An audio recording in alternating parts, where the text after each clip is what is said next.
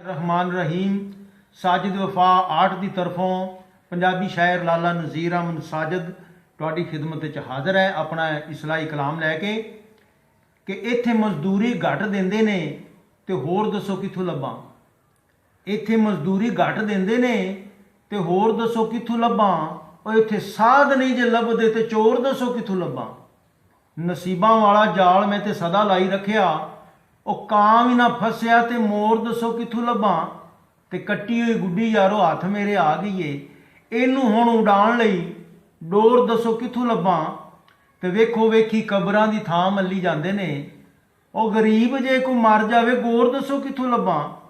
ते जदों दे जवान होए गम दा सनाटा है, बचपन वाले खुशियां दे शोर दसो कित्थों लभां। ते बुढ़ड़ा सियाणा बाबा इहो बह के सोचदा, अल्लड़ जवानी वाली टोर दसो कित्थों लभां। ते बिरा छड़ जान जदों बावां टुट जांदियां, बिरावां जिहियां बावां वाला जोर दसो कित्थों लभां।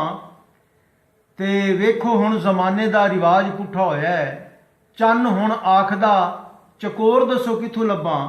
ते तेरी नफरत ने साजिद नूं गुज्जियां सट्टां मारियां, प्यार वाली करे कोई टकोर दसो कित्थों लभां। इत्थे मजदूरी घट देंदे ने ते होर दसो कित्थों लभां। इत्थे साध नहीं जे लभदे ते चोर दसो कित्थों लभां।